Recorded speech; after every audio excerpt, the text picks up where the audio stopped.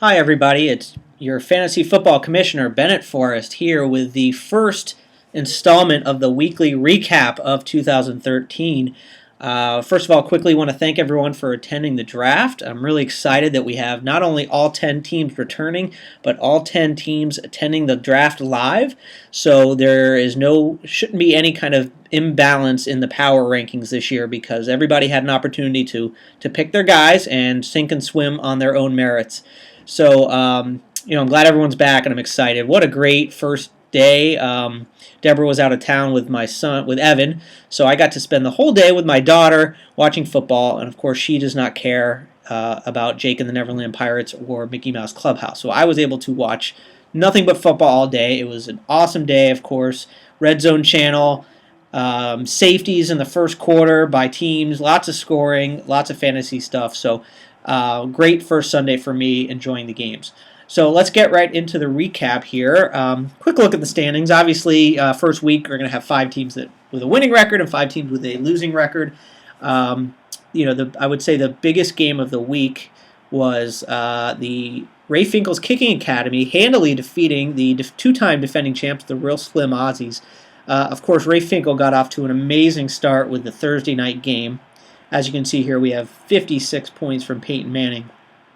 Unbelievable. I actually turned the TV off with 5 touchdowns thinking, well, they're blowing him out. At least they won't get any more. And then I wake up the next morning and he's got 7. And, of course, I think at least one, if not both, of Demaryius Thomas's touchdowns were late. So that was a double whammy. So, obviously, almost 100 points from Peyton Manning and Demaryius Thomas alone is really nice for Ray Finkel. And really, another big key to the game was the Sam Bradford, Jared Cook matchup, where the Aussies had Sam Bradford at QB, who actually had a pretty good game, but most of the catches or passes were to Jared Cook, who Ray Finkel had. So that was a big swing there, obviously taking a lot of points away from Sam Bradford. But I think with Matt Schaub on Monday night and Manning and Demaryius Thomas was well in hand. But not a bad performance by the Slim Aussies. 191 points is third in the league, so a little bit of bad luck with the matchup there. Nice even day. Of course, David Wilson's 2 fumbles. -3 does not help, and the Ravens giving up 1 million points doesn't help either. But still, 191 points is very solid, and just a tough luck loss for the Slim Aussies. Ray Finkel's team looks really, really solid this year. I do not think that's a fluke. Other games, everything was close. Nothing was too crazy as I wait for my screen to refresh here. I know that we'll talk about the Stallions next. The Stallions lost by 12. That was the closest game. And had a really good night Monday night from Deshaun Jackson. And really had a shot if the Redskins maybe would have tied the game. The Eagles maybe would have needed to pass the ball a little more, and Deshaun Jackson could have easily got another 12 points, but was not meant to be. Looking at the scores here, very solid day for the Cartel. Last year's bottom dweller, because, again, didn't attend the draft and just never recovered. But very solid days. Anquan Bolden, obviously, is going to be huge if he can put up good numbers the whole year. Nothing special across the board, but just a solid day all around and solid 169 points.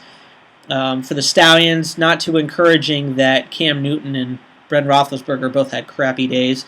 Neither one of those looks great, but of course it is early. And then, of course, Danny Amendola, which is the biggest thing, was that on the one hand he's going to be a Wes Welker clone, and I think he had like 10 catches. But then, of course, he gets hurt, which is his sort of MO. So it's amazing how it falls exactly in line with what people expected. 10 catches, 100 yards, fantastic. Could have used a touchdown or 2, but now he's going to miss the Thursday night game. So at this point, it's good to remind everyone that there is a Thursday night game every week this year, which is really cool, but make sure you get your Thursday night players in early. It does make it a little tougher because you can't, if you have people playing in the Thursday night game, you do not have as many, you can't make as many last-minute decisions. So that's going to be huge. So not the most encouraging week for the Stallions, but we'll have to see how that plays out as the week goes on. We'll mention the CT Calvinators with the second most points this week, defeating third in Oolong with a respectable 169. Obviously, Aaron Rodgers did what you would expect, but I think the big thing that's really going to be good for the Calvinators this year is that Colin Kaepernick looked like he's taken the next step. I'm always wary, personally, about all these quarterbacks that did well in year one. You know, at least one of them is going to take a step back. And I think I correctly predicted that Robert Griffin was going to take a step back. I think it's ridiculous to think that a second-year player is going to not be able to play in the preseason and then just pick up where he left off. So, so Colin Kaepernick definitely looks like the real deal, especially with what's his face from Seattle not having Russell Wilson, who incidentally third in Oolong had, and Russell Wilson only had 16 points. So very encouraging for the Calvinators. They're going to have a great 1-2 quarterback punch. And Reggie Bush, of course, very, very big pickup there. He's going to look good. He's going to catch a lot of passes up there in Detroit. So nice win for the Calvinators. Let's see, 2 more games to talk about. We have Chicago Travelers losing to You Got Beat by a Girl. Come on, Internet. There we go. So we have a low-scoring affair. You Got Beat by a Girl, maybe got away with one there. A lot of single digits if you look here on the lower right portion. Cecil Shorts, Zach Sudfeld. That's going to be interesting. He was supposed to be the sexy tight end pick to replace Aaron Hernandez and Gronkowski. I don't think he caught a pass. So that's interesting. That's probably disappointing. The Travelers, will take the win. Drew Brees, Andy Dalton, very respectable. Roddy White, I think, got hurt. So that'll be interesting how that plays out. But, not a great day for the Travelers. Encouraging for the quarterbacks, and we'll have to see if Alfred Morris can bounce back. So You Got Beat by a Girl does get the win, but I don't think either team is going to be too encouraged by those points, at least for week 1. And then finally, She Got Game. Sheree's team switched her team name. I like it. She Got Game is very good. Defeats the Idaho Darth Taters 171-145. Again, Robert Griffin did have a good second half, but I'd be a little nervous there. Michael Vick was a great pickup. I have to say that I had a good feeling that the Chip Kelly offense was going to be good and the Eagles were going to be good. But, of course, She Got Game took Michael Vick 1 pick ahead of me. Otherwise, I would have had Michael Vick. But, anyway, good pickup for her. Very smart move there. Not great points from Doug Martin or C.J. Spiller. But looks like she has a pretty solid team, and we'll have to see how it pans out. But very, very good, 171 points. And the Idaho Darth Taters, good quarterback play, but picked the wrong New England running back, Steve Ridley. Only got 2 points. I believe Vereen had 24 points, but then he's out. So maybe Stephen Ridley will be good moving forward. Larry Fitzgerald bouncing back. It'll be interesting to see how Mike Wallace does. He, of course, bitched about not getting thrown to. And then now he's saying that he was just pissed at himself. So we'll have to see if he becomes a head case in Miami or not. So that completes the wrap-up.